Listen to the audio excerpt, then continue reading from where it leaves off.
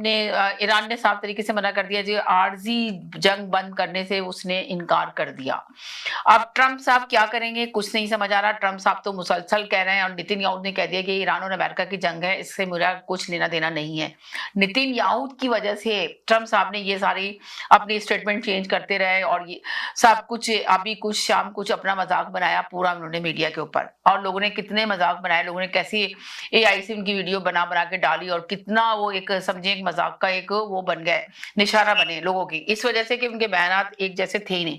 Iran ने भी उनके बयानात पे कान धरना ही बंद कर दिया था, इसलिए कि वो कुछ कहते थे और करते कुछ थे, कुछ भी पता नहीं चला था, इसलिए ईरान सीरियस नहीं हुआ। अब ईरान ने साफ तरीके से कह दिया कि आरजी जंग बंद नहीं करेंगे। इधर ट्रंप साहब कह रहे हैं कि जी अब बहुत बड़े हमले की तैयारी कर रहे हैं हम ईरान के ऊपर, और ईरान ने साथ साथ ये भी कहा है कि जितने भी इस्लामी ममालिक अगर अमेरिका का साथ देंगे तो फिर वो खुद जिम्मेदार होंगे अपनी तबाही के।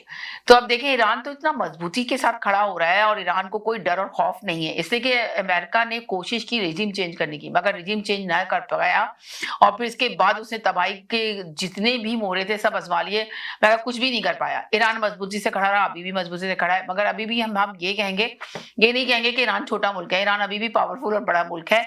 देखते हैं क्या होगा। अब ट्रंप साहब ने अभी 60 ममालिक पे टैरिफ लगा दिया, पाकिस्तान समेत 60 ममालिक पे टैरिफ लगा दिया, और है ना अब तमाम ममालिक जो है इनके बेताशा खिलाफ हुए हैं। तो इस पे हम गुफ्तगू करेंगे, मगर लफ्जों का चुनाव बहुत अच्छे से कीजिएगा। इधर जो है कश्मीर, आजाद कश्मीर के अंदर जो आपने देखा है कि दोनों सियासी पार्टी मुस्लिम नून लीग और पीपल्स पार्टी के खिलाफत दिन पे दिन बढ़ते चले जा रहे हैं, एक दूसरे पे तंजामिज जुमले कर रहे हैं, जलसा कर रहे हैं और इजलास कर रहे हैं। इजलास करने में जो है ना जलसे जो कर रहे हैं उसमें बड़ा खिताब में बड़े एक दूसरे को कहा जा रहा है, तो वो कहते हैं कि तो सियासी बयान है, और सियासत में ऐसे ही होता है जब इलेक्शन हो रहे होते हैं तो दोनों पार्टियां अपोजिशन और दोनों पार्टियां आपस में एक दूसरे के खिलाफ बात कर रही होती हैं। तो मरियम नवाज साहब ने कहा कश्मीर की बेटी है और कश्मीर की बेटी कश्मीर पहुंच चुकी है, ये हमारे आबो अजदा की जगह है, अब इसको तो हम किसी और को तो देने नहीं देंगे, इंशाल्लाह शेर ही आएगा और शेर ही जीतेगा।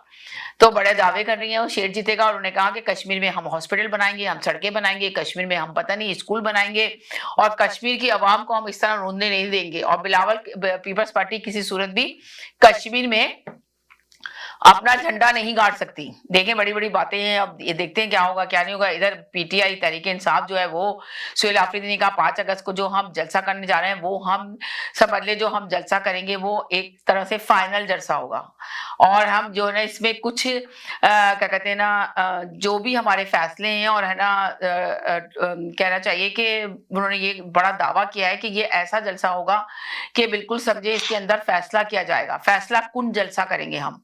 तो कौन सा फैसला कुन जलसा करेंगे? अगर देखा जाए माजी में कौन से फैसला कुन जलसे किए गए, इतने बड़े बड़े दावे किए, इतने बड़े बड़े वादे करते थे, जलसा करते थे, तो उसके बाद रीजन क्या देते थे कि भाई हमारे बच्चों को उठा लिया गया, हमारे घर से जो है ना क्या कहते हैं हमारे अब्बा को उठा लिया, मेरे बेटे को उठा लिया, जिसके जबान नहीं निकले। तो क्या ये माजी की तरह ही सुहेल आफरीदी साहब वैसे ही जलसे की बात कर रहे हैं जिस तरह माजी में जलसे हुए, या हकीकत में कुछ कर दिखाएंगे? क्या आवाम को बाहर निकालने में कामयाब होंगे? क्या आवाम इनकी निकलेगी, या इनकी जो पार्टी के लोग हैं, जितने भी हुक्मरान हैं, बड़े बड़े कारकुन हैं इनके पार्टी के, जितने भी रहनुमा हैं, वो बाहर निकलेंगे अपने लोगों को लेके या नहीं निकलेंगे? सवाल ये पैदा होता है। सुनने में तो ये आ रहा है कि वो तो बड़ा बड़ा दावा कर रहे हैं कि फैसला कुन जलसा करने जा रहे हैं, मगर ये फैसला कुन जलसा आखिर क्या होगा? क्या इमरान खान के लिए बहुत सारी सहूलियतें कारियां मिलेंगी इमरान खान को? क्या इमरान खान बहुत जल्द बाहर आ जाएंगे? आखिरकार इमरान खान को इस जलसे से, इनके सुहेल आफरीदी के इस बयान से और इस जलसे से फायदा क्या होगा पार्टी को भी? तो इस पे गुफ्तगू करेंगे, मगर फिर कहते हैं लफ्जों का चुनाव बहुत अच्छे से अदा कीजिएगा। महंगाई अपनी रूज पर है, पेट्रोल की कीमतें ज्यादा बढ़ चुकी हैं पाकिस्तान में, और इस पे हुकूमत पे बहुत, मोहम्मद जुबैर साहब ने भी आज अपना बयान दिया कि हुकूमत ने किया क्या है, 4 साल में इसने क्या कारकर्दगी दिखाई, कितनी फैक्ट्रियां बंद हो चुकी हैं, कितने कारोबार बंद हो चुके हैं, पता नहीं कितने करोड़ नौजवान जो है बेरोजगारी से परेशान हैं। जब हुकूमत को ये नहीं करना कि यहाँ पे जो है एक स्कूल तामीर कर दिया, या हॉस्पिटल तामीर कर दिया, या सड़कें बना दी और रोडें साफ कर दी, हुकूमत का काम ये नहीं है। हुकूमत का काम है गरीब आवाम को रिलीफ देना, जो हुकूमत ना देने में नाकाम रही है। तो मोहम्मद जुबैर ये आज पूरा बयान दे रहे थे, हुकूमत पे को बहुत ज्यादा निशाना बनाया उन्होंने, और बाकायदा कहा अपने बयान के अंदर कि हुकूमत बताए तो सही कि आखिर क्या करके दिखाया।